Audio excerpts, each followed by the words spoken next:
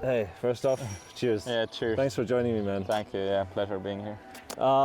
So, welcome to Local Lines, the podcast where we talk about disc golf life and other stuff too. I'm very happy to have joining me Daniel Davidsson. Daniel, we've met over the years, but we never really had a chance to talk, so I appreciate you making some time and enjoying the beautiful outdoor evening here in Konopiste. Tell me how your feeling is in the weekend. We just finished round 2 today. How do you feel about this tournament, and maybe compared to when you've played it in the past, how has it changed for you? Yeah, the layout has been the same for like numerous times now. This is the third time for me playing here, and I kind of like that when you visit the place you know what you expect, and it's a lot of open shots and you can't really do any mistakes. And unfortunately for me, I kind of blew it on 5 holes during yesterday's round, and now I'm fighting my way back, hopefully into top 20, top 30. Right now sitting like just inside cash, like 30 something. Yeah. Do you think that this course plays to your strengths? You're known as a player statistically last season who had a really strong tee to green strokes gained. Do you identify yourself as a strong thrower of the disc? And do you think that your style works well here on the Frans Ferdinand course? Yeah, I kind of think it suits many people, because even though the holes are long, you don't have to throw necessarily long shots to get the birdies. But yeah, for sure, I played like great here before and today as well. So I hope at least that yesterday was kind of a fluke, and it was just an outlier. And yeah, I would say this course suits me. Yeah. It's, I mean, yesterday I saw you on hole 17 throw, I think, the furthest drive I've ever seen anyone throw on that hole. Yeah. For the people at home who maybe aren't familiar with your game, what's a number when you see in your rangefinder that you think, okay, I can get to there comfortably with a golf line? Yeah. Often people like think that I throw really far, and yeah, I throw far, but like I would say specifically on like golf lines, like that's my strongest part. I can throw like during the tournament like accurately as hard as I can. So if it's like open without any wind, like flat ground, I'd say like 160, and I'm kind of comfortable if I get like 10 discs, like some of them would be inside the circle. But yeah, even in the wind, like not that much farther, like slight wind, maybe 180 meters, but I don't throw the hardest on tour. I think, at least from your form, you look pretty smooth. You know, some people you really see a super hardcore brace or a crazy snap. It looks, at least from my perspective, quite effortless when you throw these really big drives. What advice would you give to people listening who maybe want to improve their distance? If you could give them a few tips, let's say they're throwing, you know, for an intermediate player, maybe maxing out at 100, 120. How would you suggest they try to improve their distance? Yeah, the first one, really bad tip, just try or start young. But if you didn't start young and are looking to like maximize your like range or potential for the distance throws, I don't know, just go out in the open field, film your throw and kind of compare it like to some of the pros, and side-by-side comparison is really good, because even I like sometimes find things that I look, I could try that, and then maybe like feel the differences, like throw a lot of hard shots and you will like start to realize that okay, this thing feels this way in that position. Like it's not easy to gain distance or like change your form, but like just trial and error and see what works. Is there any one person's form that you tried to model yours off of, or who you think has maybe a flawless or a standout good form? At least, let's say, for the backhand throw first. I haven't really like changed or modified my like hard shot form based on any player, but actually like more of the touchy shots or like not full power shots. I've tried to like imitate Joona Heinänen's form a bit, and the way he like not necessarily reaches back, but the rhythm and the flow during the reach back, and then like, because I feel like he has like that effortless but like snappy and like consistent release, because that's what matters, that during the tournament you can repeat the same shot over and over again. I do think he's a great example, and you see that it works for him. I mean, he's a backhand dominant player, but he's not restricted to any shape left Yeah. or right, right to left, straight. He's Yeah. comfortable with everything, and it looks pretty much like the same form almost every time. Yeah, that's true. I haven't Yeah. really Shout out to realized. Jona if he's Yeah. watching it. Is there anyone forehand, while we're on the topic of form, who you think has really clean forehand form? For me personally, I always thought, at least in his prime, the most effortless clean form was Eagle McMahon. Oh yeah. I mean, obviously he had the shoulder injury, but he's back now this year. We're seeing him throw more forehands. Maybe could you think of a European player as an example of someone who you think has a very strong forehand form that maybe people could go and check out? Yeah, I mean, you have to answer Rasmus Saukkoriipi. He throws like crazy far and also accurately. But yeah, I haven't really like tried to learn from him because I think that I would like need to work on my other mechanics in the forehand before like trying to imitate that and learn the like crazy distance. Maybe just like basic mechanics, because I throw it kind of like my body is already open to the shot, which makes it like I feel like more accurate, and that's what I probably think is the reason I throw like the shorter shots more accurately. And then because I kind of have like my body follows it, so it doesn't really like it's not so taxing on the body, and I've not had like any injuries forehand related, so I kind of kept it that way. But like slowly I've tried to like get some distance. Like 2 years ago I got some distance, and then last year I focused more on the like just a good release and lost some distance. But I think now, like at the beginning of this season, I've thrown a bit longer forehands, but like it's still a long process. And because so many like pros have like broken their body throwing the long forehand, so I have not like that much put thought into it. But yeah, just something that doesn't like tax the body too much and feels like compact and like gets a good release and snap at the end. And I think most disc golfers would say that it's way more important to throw 100 meters accurately than throwing, you know, really far, especially with the forehand with less accuracy. It's taxing on the body, but it's also just on the average course, maybe not on the Disc Golf Pro Tour, maybe you want more than 100 on the forehand. But for people listening, and back to the question of, you know, how could they improve their form or their distance, I think accuracy is more valuable over time than just raw distance. Yeah, you see, Mauri is not the like longest thrower. He throws forehand really far, and like I would say elite backhand distance as well. But like he doesn't use it, so you kind of don't need. And when you make all of your putts and just have the same release every time and end up in good spots, that's what I always also think about during like tournaments. So I don't need to throw well. I just have to end up in great spots. So like don't even like focus on what I'm doing. Just like focus. Yeah, I'll be there. Interesting. Okay. So would you say you're result oriented more than like process oriented? In that way, yeah. I more like oriented in the way how I feel on the course, or what I feel and how I like react to different things, and then how the like process of throwing feels, and does the like disc fly there naturally. Fly how and where you want. Yeah. Yeah.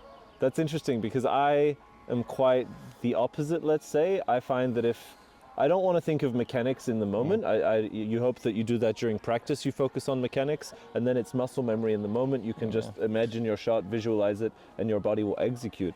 But I find if I get all the ingredients correct, then the end result will be good. And sometimes when I think too much about the result, I don't think about the ingredients that go into making that result good. I find that more with putting than throwing, actually.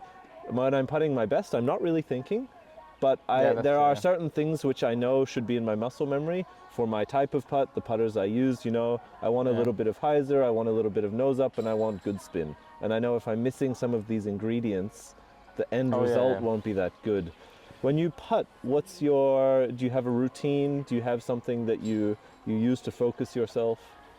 I don't really have like specific routine, but I always make sure I have like based on like how my putts have gone during the round, I have a like specific thing how I always put the marker the right way, and then if I have made the previous putt, I like put the disc the same way. So it's either I'll put it back in the bag, flip it over on the side, or just like put it on the side. Interesting. That like kind of changes depending on how I done it in the tournament, but I try to keep it the same way. Then I usually will like with the towel, like slightly brush the disc, and then with a whale sack or dry bag or whatever, I like just make sure I have the right grip. And then I don't really have like nothing specific.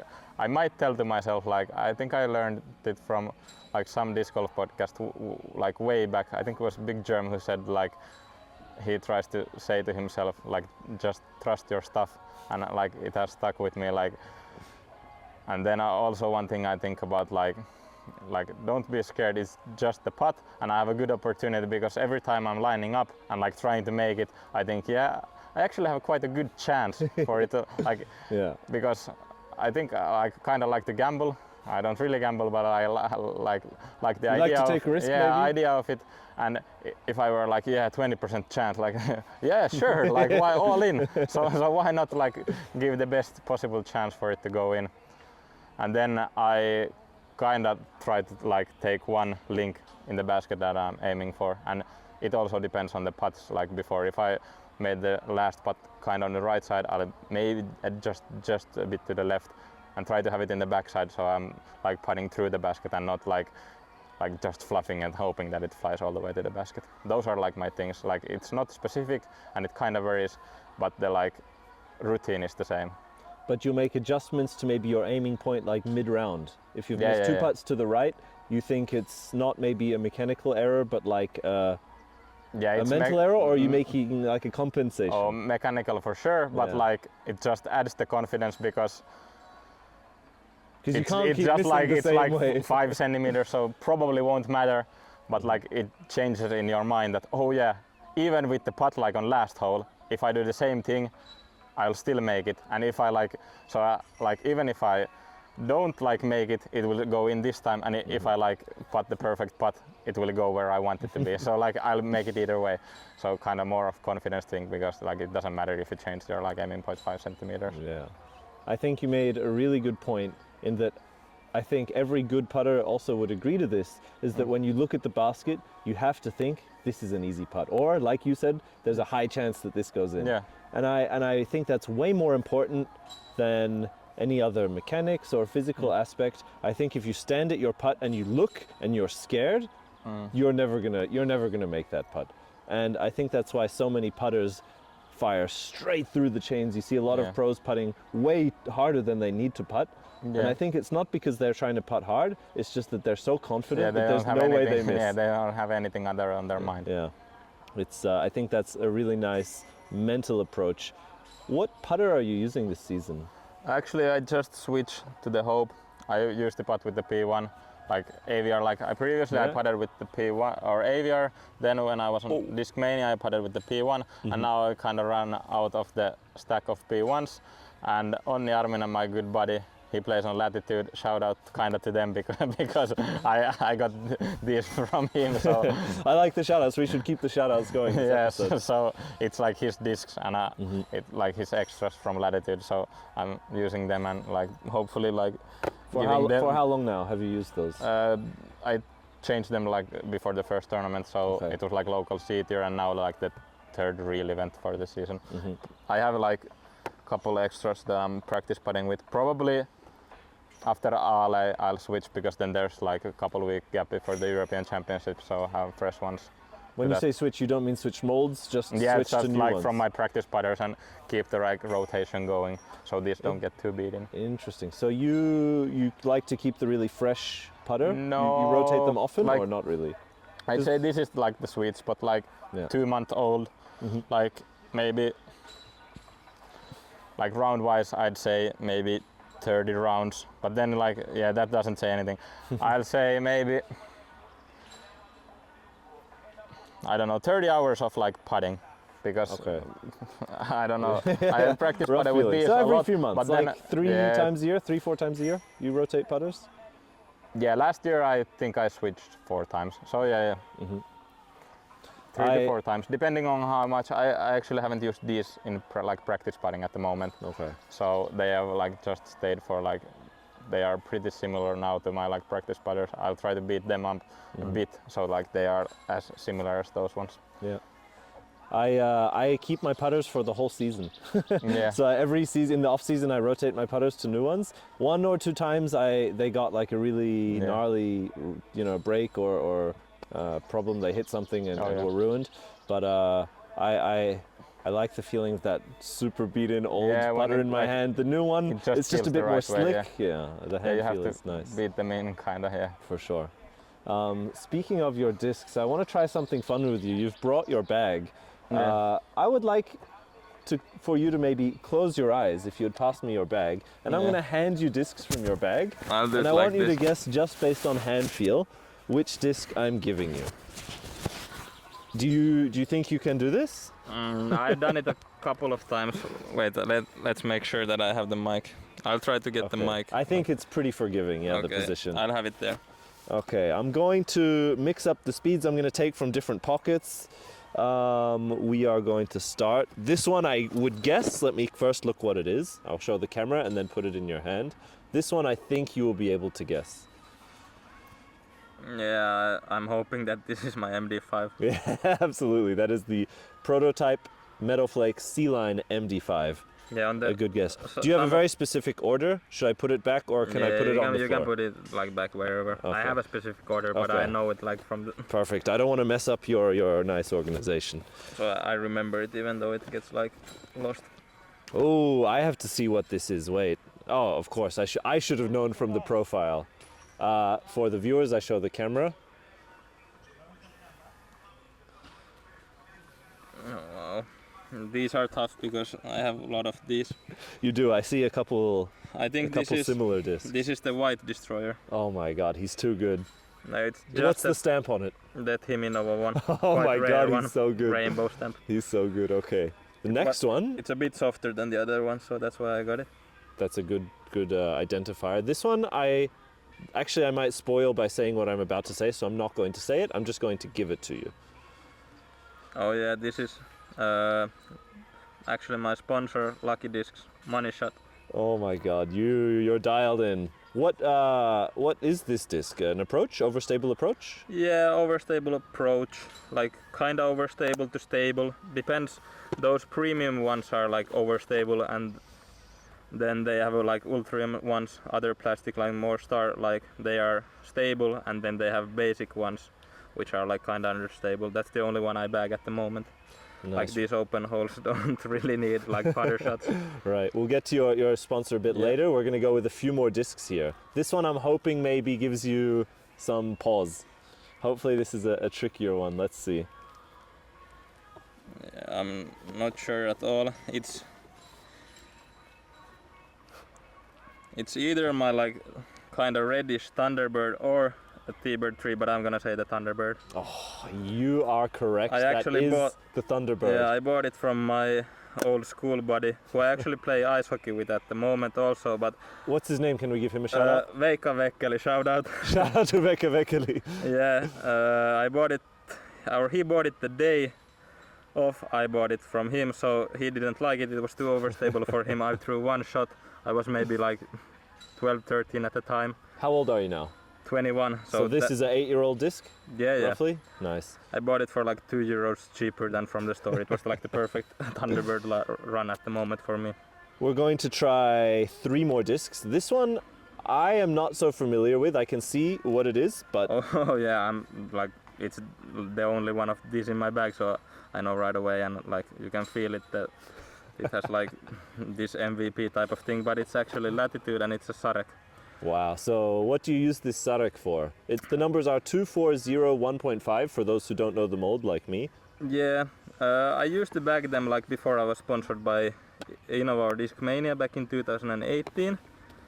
And then for like some years I had some problems with like throwing backhand touchy shots. And then I practiced those a lot, and I don't know, for some reason like that feel just feels the most comfortable for me, like throwing those touch shots. I don't like feel that it's too deep or anything, and I really like the glide, and during like winter rounds I've thrown it so much that now I just have to have it in the bag, and like everybody's asking what the disc is, so that's also cool. That is a cool disc. We'll do 2 more. I'll hand you this one. I can't quite see what it is. maybe again, I think I Yeah, spoil a little bit for you. Yeah, this is hard because I have 2 of these in the bag and I kind of have to just like base it on the stiffness and the flatness. This is hard. I don't want to say the wrong, but I think it's the yellow rock 3. Oh my god, it's a Rock 3. Okay, But is the yellow. It's the it yellow was one. the yellow one. Yes, Okay, it's nice. like a harder plastic yellow one. Yeah. And we will do the last one. This one I'm fairly confident you will get. I think you throw this one a lot if I had to guess. Yeah, but see, again, this is tough. I think I have a couple of these in my bag.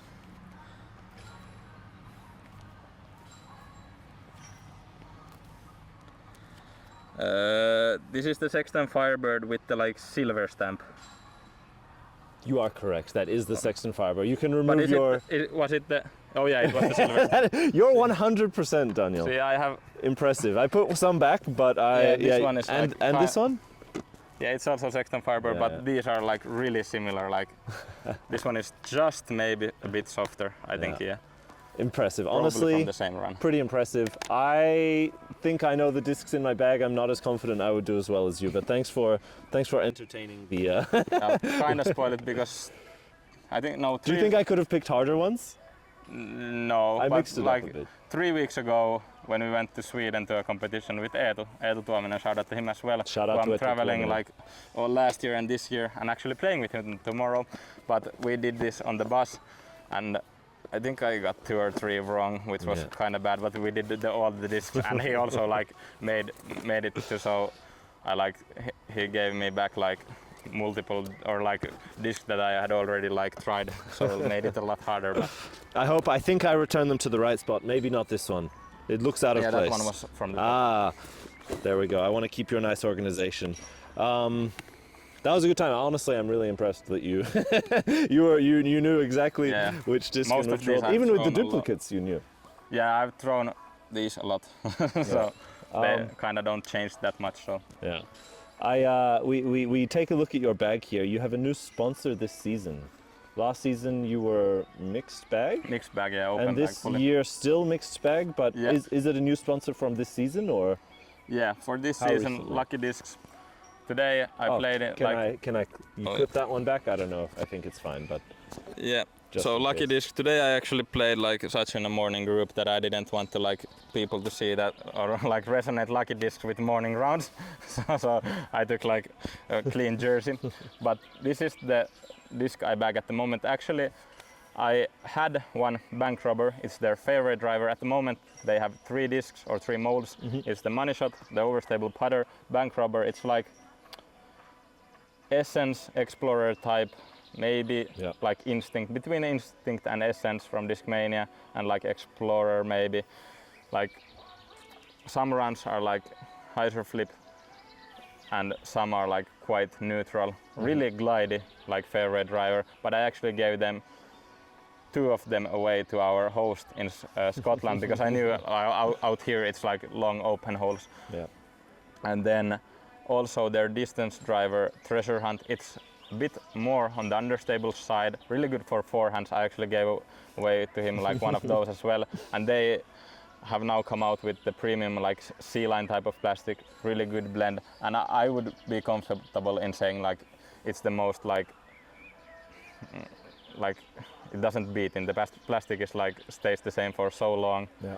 And I probably will at some point. I have my like really old Discmania Enigma that I'm throwing the rollers, and probably at some point we'll change to the Treasure Hunt because they like feel the same. So if you are like don't or want like maybe a slightly more understable like Destroyer like discs, they said that it flies like a Destroyer, and yes, I would argue that it flies kind of the same, or more understable, like pretty close to my Enigma. Yeah. Nice.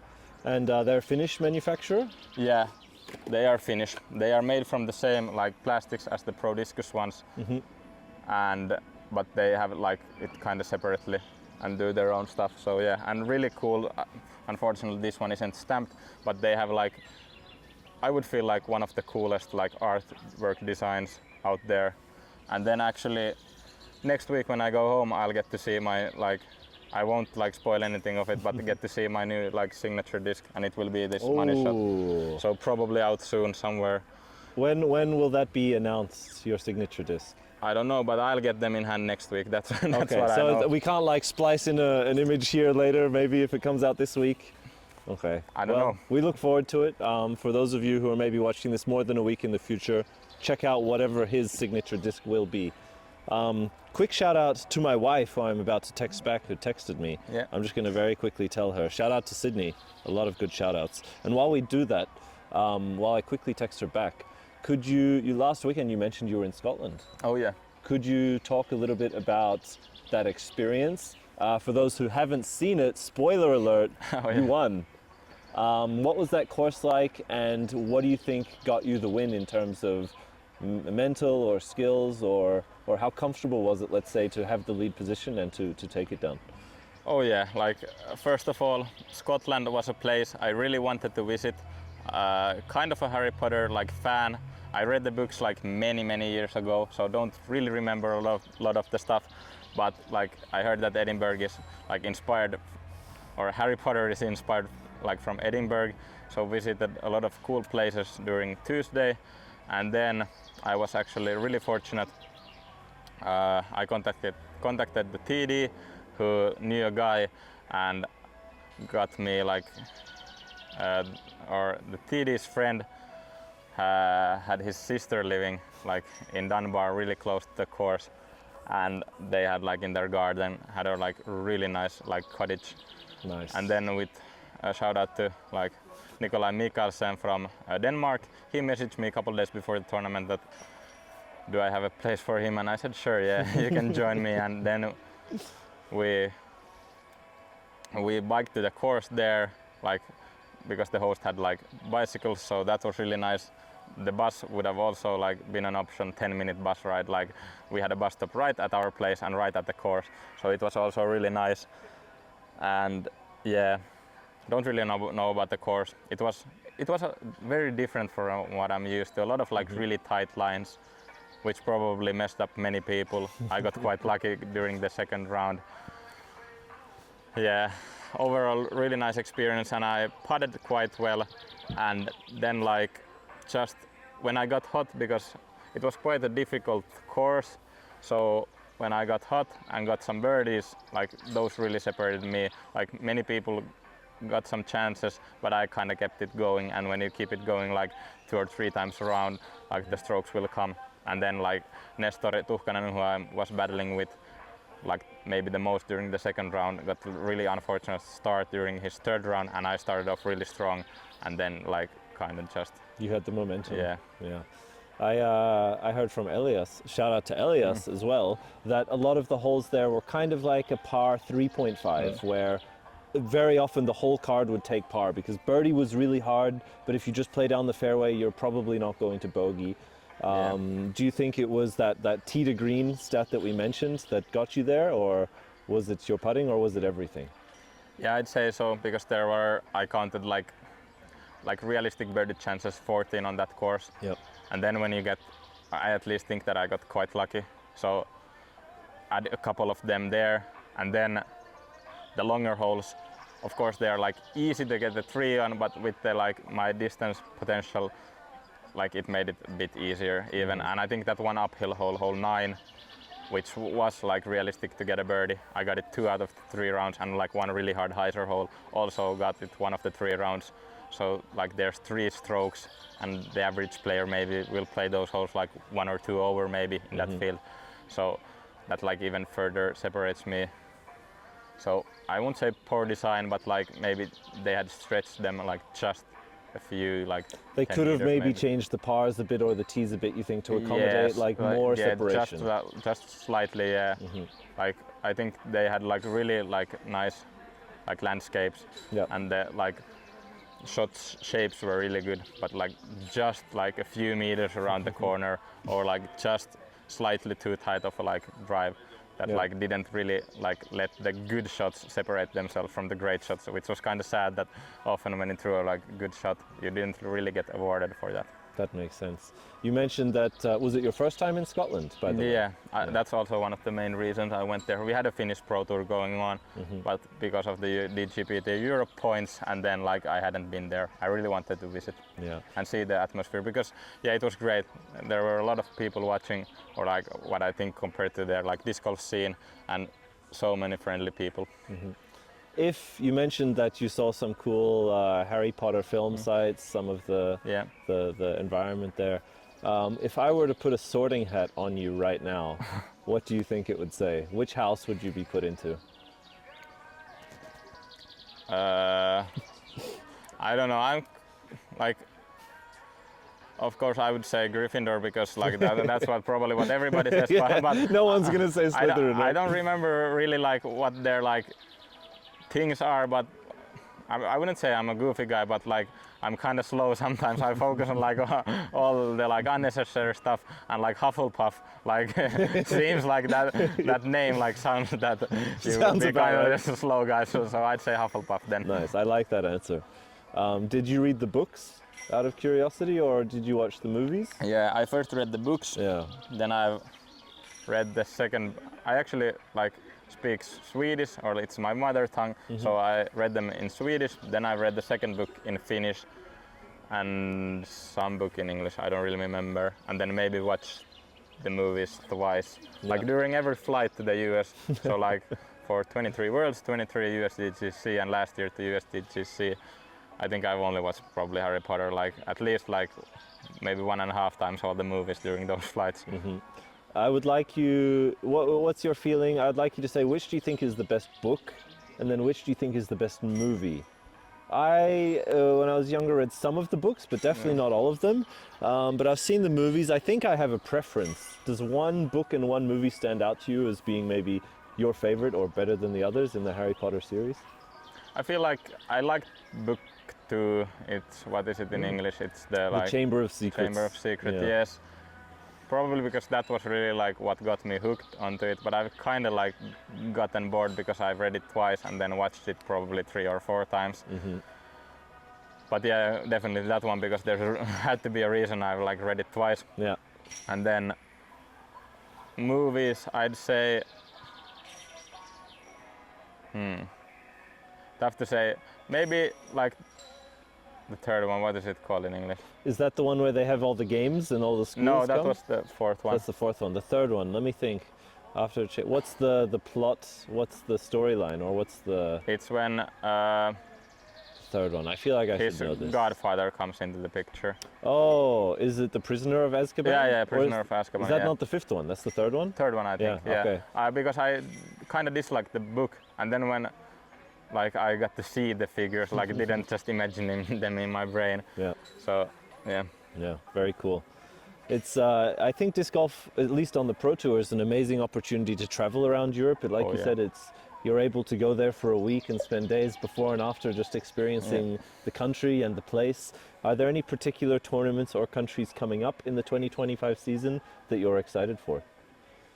Yeah, I'd say like it's such a cool experience. Like previous 3 years, I've gotten to travel to so many cool places and see so many things that I like never thought would be possible. And like kind of when you travel with a budget, it's like even more of an experience. Yeah, like see so much more than you probably you would maybe want, but then like after the trips, like it's always so many good memories. Like I kind of sucked, had like so long layover here and there, and then did that.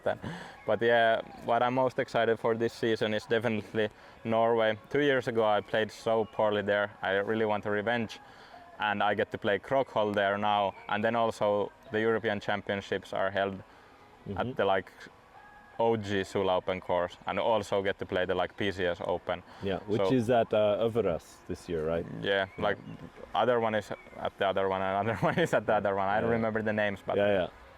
But that's true. There's 3 tournaments coming up this season in Norway, back-to-back weeks, I think, as well. 3 tournaments in 3 weekends. Straight, So I think that's cool. Also, I feel like the DGPT, they know that people are traveling there, and they're not going to make you go back and forth. Yeah, they that's say, hey, really nice. come, stay here for 3 weeks, travel, do what you play the tournaments you want, do what you would like to do. That's I think going to be a really exciting stretch of the summer. For sure, yeah. What do you think is the the best thing that disc golf as a sport could do to grow in Europe. We see in America it's currently bigger than Europe, but at least I have the sense that in maybe 5 to 10 years Europe will take over America in terms of popularity. You're from Finland, where it's a huge sport already, but I would say other than maybe Finland, Sweden, you could throw Estonia and Norway in there. Estonia definitely. In Central Europe and Western Europe it's still really a niche sport and it's not so well known. What do you think disc golf could do to be grown across Europe? What are maybe some cool things that they could do? Really hard question. I think like this course is nice, kind of like central in the way like it's close to Prague, but I feel like many countries would need like to be like seen by more people like in their most central parks. I know it will be like probably catastrophic for the disc golf culture if we have like in the best central park like a long 18-hole course, but like maybe have some like new softer discs or something that you could have like a shorter technical course like in the city center where everybody will walk, and then like be more prone to maybe trying it, because I think more people would get of course hooked on the flight of the disc. Like, and then they would probably feel like, yeah, it's not that bad. Like during my run, I'll grab two discs, run to the course, play a couple holes, then come back, and then maybe search more disc golf, tell to their buddies, yeah, this is cool. Instead of like most of the courses in Finland, at least, are like so far and deep in the woods that nobody will get to the courses, because that's safe and like that's where you have the best holes. But like, yeah, I don't know. Maybe it's about maybe like accessibility. Yeah, have being it able in to like easily get there and play it and. Have courses in places where like people, I wouldn't say belong, but like where they do their like mundane stuff like shop and those things, like hey, there's a course, instead of like having them like in the forest. Yeah, I think I know at least actually last year or 2 years ago, I guess the last tournament here in Konopiste, Jeff Spring, head or president of the Disc Golf Pro Tour, was here. And I had a very quick discussion with him over at the restaurant area that's sort of the criteria they look for to host a Disc Golf Pro Tour event, is being close to a big city for things like travel, accommodation, infrastructure, internet, you know, all the things that are sort of required to host an event of this scale. If you could pick one city for a Disc Golf Pro Tour to just magically pop up a tournament for you to go play, let's ignore the course, what city would you like to go play disc golf in? I mean, the obvious answer is like New York and in Central Park. That would be pretty amazing. I was there last year before the USDGC, and I was like, yeah, this would be the sickest place ever. So I'll answer that. Imagining it, or did the Paul Macbeth Foundation do something in New York? Do you know? Oh, they did actually. They might have. Yeah, but it's kind of like Central Park, I assume. No, that's it's like kind of on the south side, because we like checked at like buses or trams, I don't remember, but like if we would go to the course, but it would have like taken us over an hour to get there. Yeah. I'm not saying over an hour, but like from our place probably like with the walks, it would have like back and forth like over 2 hours. So we didn't like feel like to visit that place. I think it was only 9 holes, but yeah, it's cool that they have a course there. It's the right direction, like you said. It's just you have to start small and you have to make it accessible to people. You mentioned traveling on a budget being almost more exciting than traveling with a budget or without a budget. I think the best way to see a new place is to just walk everywhere. It's awesome. Obviously, if you're playing disc golf, you have to preserve your body a little bit and your health. But are there certain places that you've been to play disc golf that you've really enjoyed? Are there standout countries you've traveled to? Let's take this disc golf out of it that you've just enjoyed visiting. Yeah, Copenhagen is one of the best, because +1 for Copenhagen. Really nice place. Like from Tampere, my home city, like first of all the airplane flights like straight to Copenhagen, so that's good. I don't have to go to Helsinki, and then you don't need a car there. You can just like use the electric bikes or electric scooters and get around the city. So good. And then there's a lot of cool stuff to see. I also liked Scotland, but it was because we had the bikes. And also here, like in Benasau, I'll shout out them because they shout are out like Benasau. some like, and the next bike, like the bike thing, they have some like sponsorship for this tournament where you get like 30 minutes of free rides. But usually it's also 15 minutes. So like even here we don't have a car, we bike to the course. Yeah. How far away by bike are you? 10 minutes, like we are in the Benasau city center. So cool. It's really good. 10 minutes there and like it's free. So That's amazing. I think, personally, I grew up biking my whole life. Yeah. I've always loved cycling. I think lifestyle is an underrated part of like cities, and when people talk about going somewhere for holiday Yeah. or moving somewhere for living, the lifestyle in the sense of day to day, what am I going to spend my time doing? How can I get around? When you go to a city that's just car park to car park to car park, Yeah. you lose a touch in a sense. When you can walk, when you can bike, good biking infrastructure in a city, shout out again to Copenhagen, Yeah, makes they are. such a cool difference, and you can really see so much of the city on a bike. It's healthy, you have Yeah. fresh air, you feel good. And I didn't know about the bike sponsorship here, but that's awesome. I mean, such a bonus to just enjoy yeah. the week. Yeah, and it's cool when people are outside and not just in their cars. Like you get to see other people, even though like maybe in Finland, like if I'm in the city, I don't want to be bothered and like zoned in and like probably listening to music. But like when I'm abroad, like it's maybe fun to sometimes not listen to music and just like see around that. Yeah, these people are living here and I'm being hopefully happy and like it's cool. Yeah. It's an exciting weekend here. I think the energy is really like in the air. You can sense that everyone's excited to be here. It's the first Disc Golf Pro Tour Europe. It's a major event, I believe, or an elite. I don't know the classification, don't quote me on that, but it's one of those things. If you had to guess, I want to ask you this. Actually, all day I've been asking people this in like a 10-second video, but I want you to not think, gut feeling, who is the MPO winner of Konopiste Open this weekend? Quick answer. Mauri Vilman, it's easy. That's a good guess. Hitting with so many No, now. yeah, Like you are asking me at the right time after round 2. But yeah, I actually played with him yesterday, and like right from the first few shots, like I knew he was dialed in, and I'll kind of shout out MVP at this moment because I asked him like how his new discs are flying, and he was just smiling, and yeah, they are good. Shout out to MVP and shout out to yeah. Mauri Vilman. Yeah, you can see it on the leaderboard. Yeah, and in the FPO, there's a couple dark horses. There's some obvious picks. Do you think Kristen is going to win this weekend? And if not, who do you think has a good chance to win in the FPO division? Yeah, I think Kristen will win. I think she has like somewhat comfortable lead, probably at least for her. And with the like type of course, like it's tough to catch up that many strokes. I think Ida Ness probably, she was like tied second or something, played well today. I think, I'm not sure, I checked like the beginning of the live, and then were there any Finns? Silva was she in fourth, or was she tied for second and then Rachel fourth? Yeah, so currently Silva is tied fourth with Rachel, second place Ida and Anneli. Yeah, Manchester, yeah. Exactly. I don't know, I feel like Anneli could like, because like my logic is that Kristin isn't so concerned with her because like they are probably friends, and then she will kind of be happy if she plays good, and then like maybe if Anneli gets close and then something happens, then she'll pass Kristin. But yeah, otherwise I don't see it happening. You don't see a likely outcome for someone other than Kristen. I mean, when she's on, she's on. She's dominant.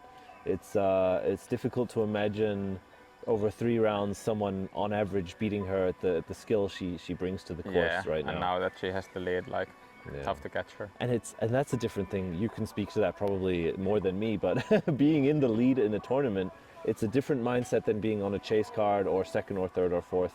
Holding that lead position and going into a final round as the leader, Kristen has so much experience, so much like poise. You know, she's done it over and over, and it's.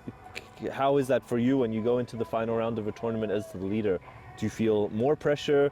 Do you feel more confidence and less pressure because you know you're in the lead for a good reason? What is the approach you take to a tournament when you come into the final round in first place? Yeah, I've kind of been bad in the like leader situations. Or all the tournaments I've won, I've had like somewhat comfortable lead, and that's probably because when I play good, I have been like, oh yeah, this is my week, this is my time, and then it has just happened. So I think the like last 4 8-year wins that I've had have like all been over 5 strokes, I believe, or like 4 to 5 strokes at least. So they have been like, oh yeah, this is my week, and that has like given me more confidence. But when it's been tighter, I've kind of like, I don't know, I wouldn't say I've played poorly, but I've kind of blown my chances at the end, or no, at the beginning, and then like slowly clawed my way back up, and that's probably why I have so many like podium finishes without maybe not like having a real chance at the victory. Yeah. Are you the sort of guy who likes to keep track of the scores in the final round and check every few holes, or would you rather not know the scores and the situation and just focus on playing good disc golf? Depends a lot. Often at the beginning of the rounds, I don't really check the scores like during any rounds. And mainly don't really even check what I'm doing or what the other guys. I like to check kind of what the bottom guys are doing and what maybe the ratings will be. Is like kind of give myself, okay, yeah, if I get these birdies, maybe then it will be good or something like that, and maybe check the FPO scores. But towards the end, I definitely watch. And when you're like, let's say, lead card and final round, you don't really even need to check the scores. You kind of know, like when you see the other guys playing, if it's like a close tournament, you definitely, even if you aren't like counting, you know, okay, I'm 2 in the lead or like maybe 2 back. Those 2 are probably 2 and 3 strokes back. So you have a sense playing with the guys. Yeah. You could of course have the chase card, someone on the chase card do something sneaky that maybe you don't see or have a feeling for.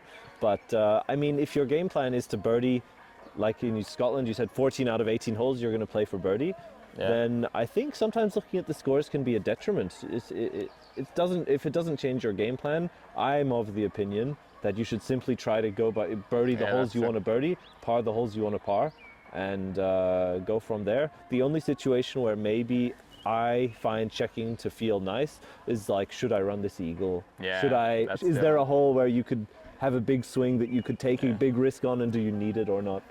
It's an interesting to hear from people who are often in those podium positions, as you said, because I'm not going to name names, but I've fortunately this weekend been on the chase card cameras, and a couple players I noticed checking scores every single hole, and I wondered, is that good? Is that helpful for the mindset to know where you are? It's interesting. I don't really know.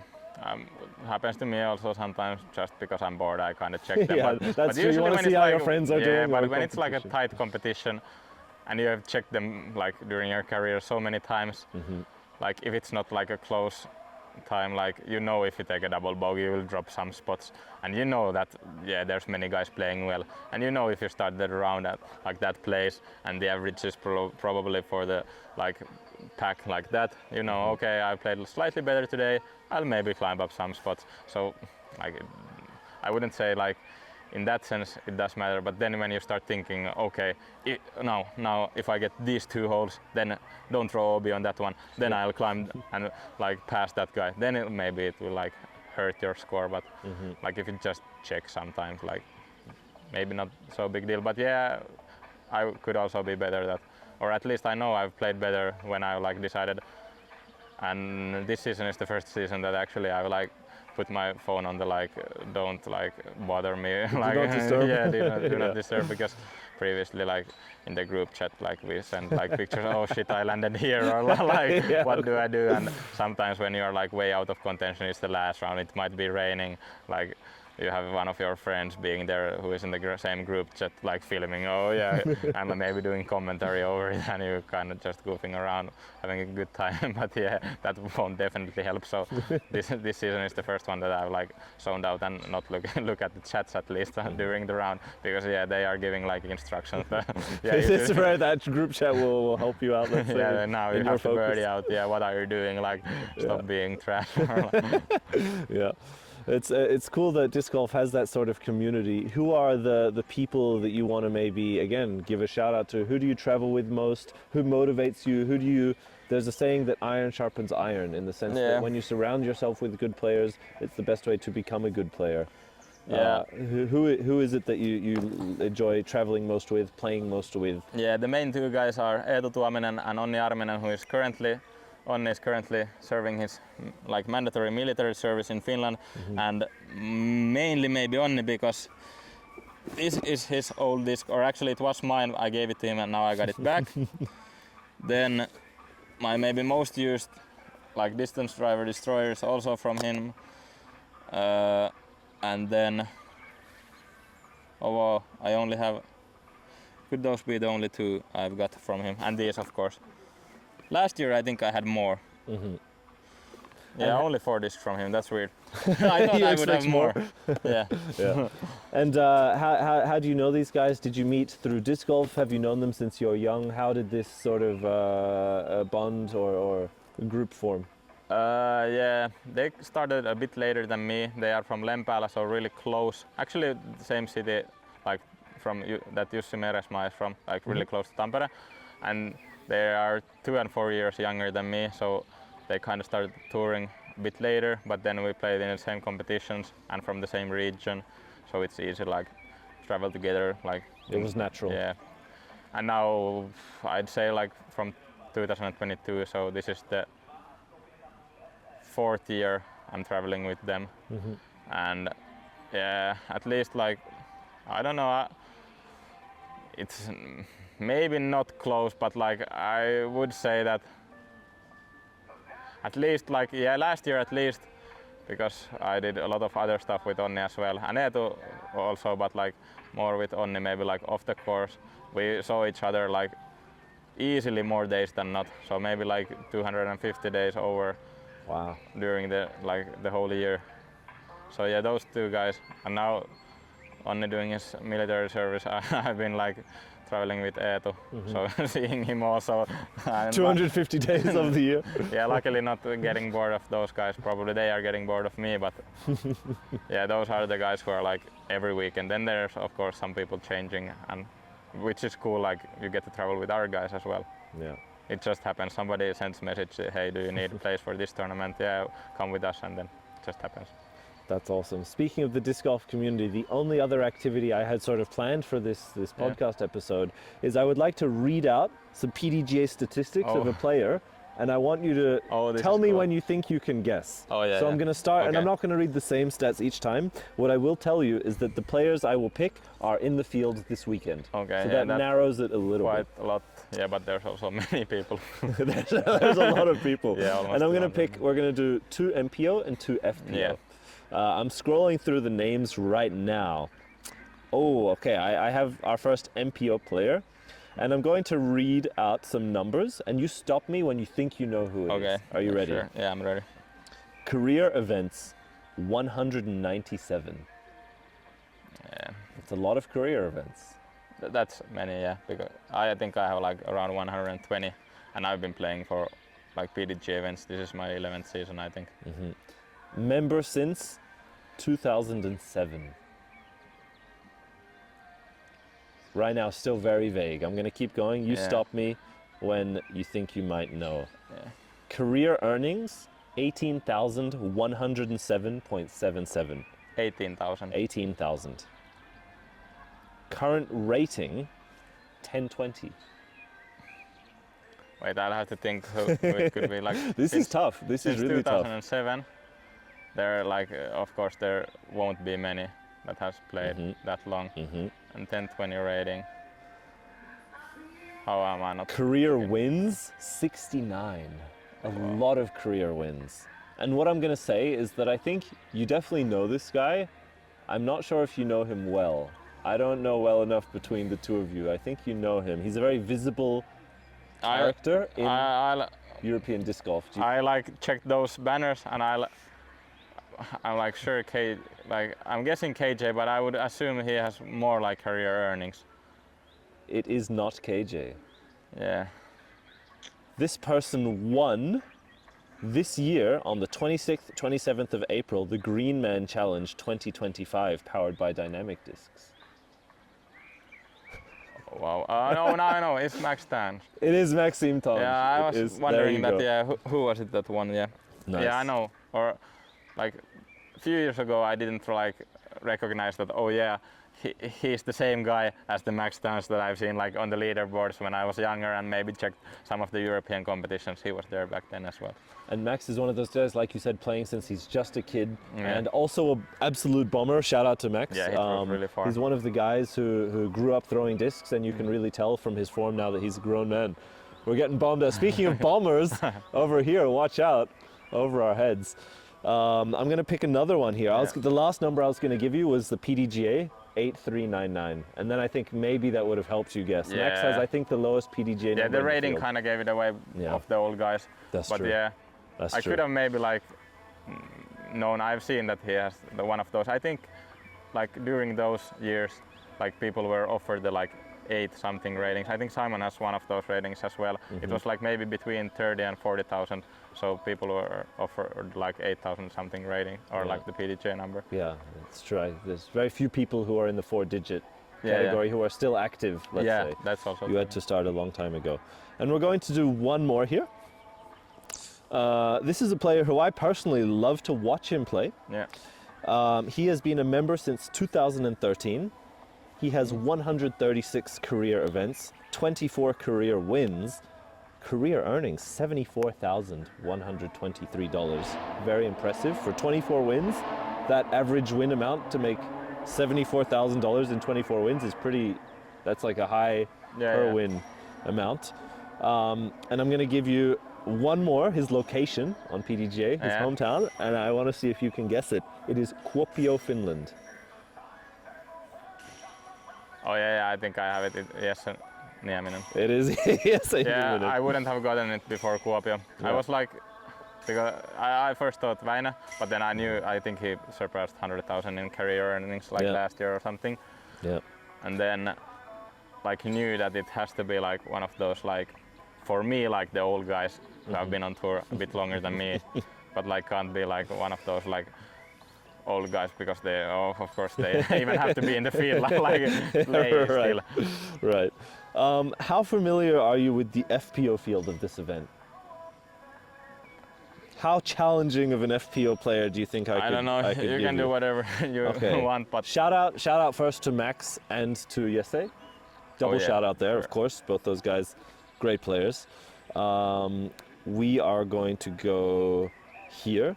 I've at least like checked the scores and watched the like live, but of course like kind of on the side. So then eat and like breakfast and other stuff. So yeah. So this is a name you'll know. I'll say that. Sure. I'll say that. We'll start off reasonable. She has 135 career events, 33 career wins, 27,000 career earnings. And I'm going to let you sit on that for a little bit. I'll keep going, and you tell me when you think you know who. Good amount of earnings and like a bit more competitions than me. Current rating 951. Yeah, quite high for FPO. Member since 2017. No. Wow, impressive. In her 2025 season, she's played 5 events, 4 of which she has won outright first place. Okay. Yeah, I'll guess Katie Tatte. It is Katie Tatte. Wow. What gave it away? Just the wins. The wins? She was one of the like girls because you said that it's like familiar name. Yeah, someone you'll know. Yeah, and I knew that she has won a lot of the like Estonian events in the early parts, and then I think she played, at least started yesterday, great. Very impressive. Honestly, you got there pretty quick. Yeah. I'm not. And the rating, I like knew that. Yeah, that gives you it will be a narrow band. Someone at the top. I think the rating is maybe the biggest giveaway Yeah. for you to narrow with along the PDGA number a little bit. Yeah. The next and last person in this little game we have here, member since 2020. Newer player. Career. Or like newer for the Pro Tour. Yeah. Career events 83. Career wins 40. She has nearly a 50% win rate. Very close to a 50% win rate, which I don't know of someone who has a higher. I haven't checked. I don't know, maybe someone like Kristen has a more than 50%. Yeah, but maybe that's, some like newer players. yeah, that's really high, and I think that gives you a little bit of information, because what sort of player can win more than 50%? Someone who maybe is from a place that they can be dominant in. Before I say more. Like the amount of events, and I think you probably chose her from the top, so my first guess is I like Ida Nesse. It's not Ida Nesse. It's not Ida Nesse, okay. Do you want another? No, I'll guess, I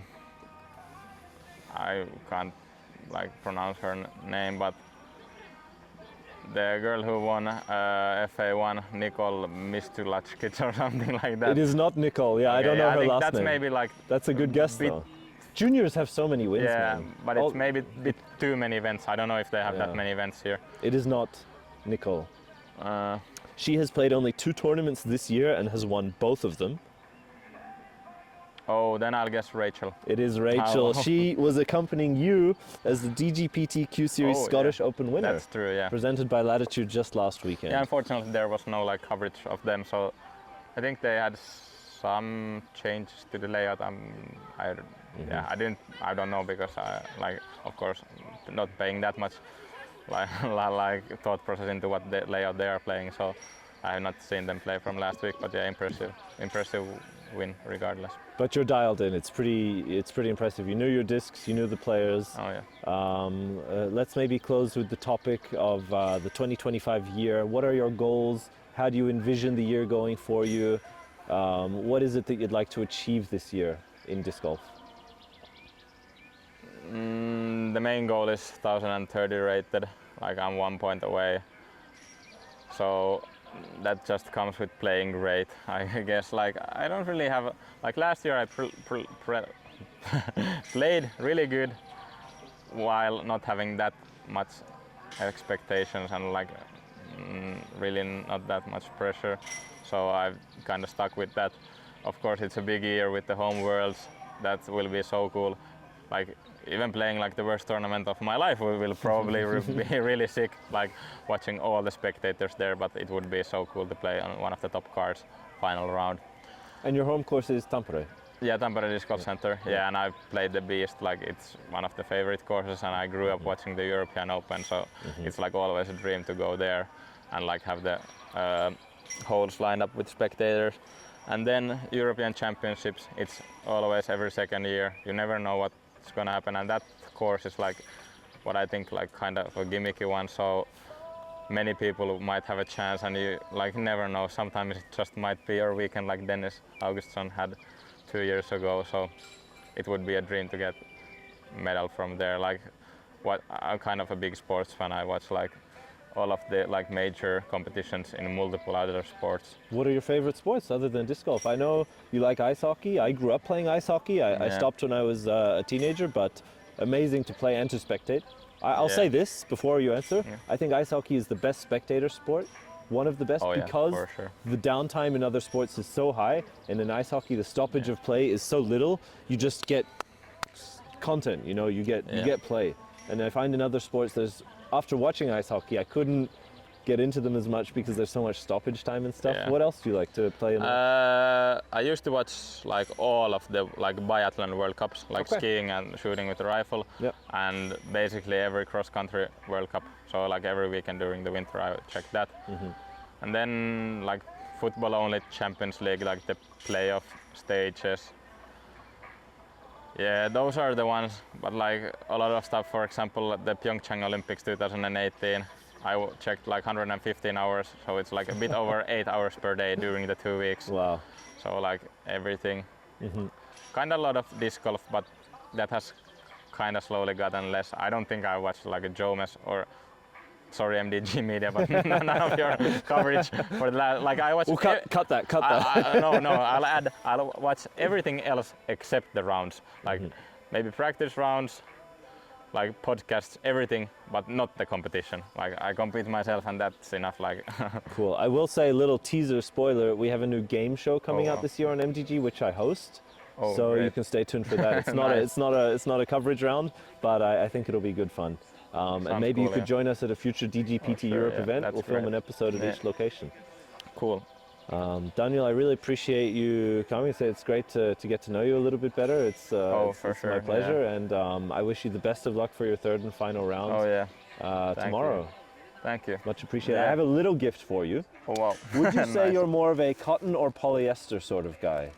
Maybe more cotton. I have so much of those polyester like things that I've gotten from places, so like kind of a casual shirt. Perfect. I have a relaxed fit YO Apparel t-shirt for you here in a nice teal color. Absolutely. Yeah, this is great. I don't have that many like clothes that are clean.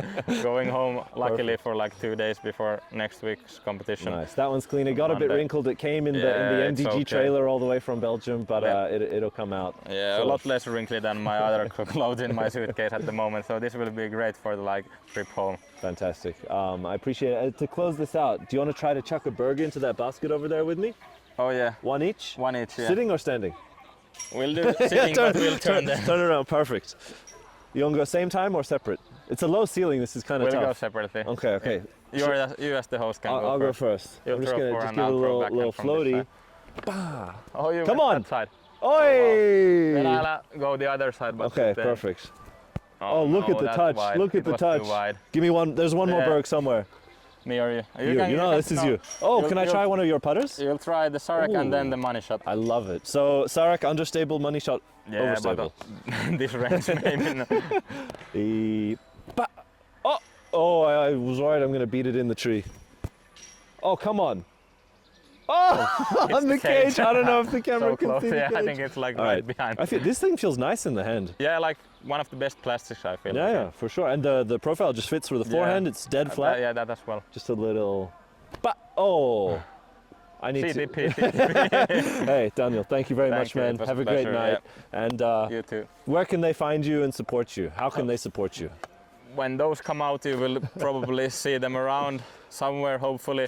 But yeah, just follow me on Instagram, Daniel, like the underscore Davidsson 03, and then on YouTube, just Daniel Davidsson, posting vlogs from the competitions. Unfortunately, it's in Finnish. I should maybe do some videos in English. Do you have can you do the auto captions? I think they have the auto captions. Someone said that they managed to watch it. Nice. With those. Find him there, support him there, and maybe you'll come back for another episode sometime. Maybe. The Local Lines podcast. If you don't subscribe to this playlist and you are publishing it, you will never know if I come back in the future. That's true. That's a good motivation, and we will see you maybe at the next one. See ya. Goodbye. Yeah, that was great. Thanks. Thanks. You, man. Yeah, easy. That was a great time.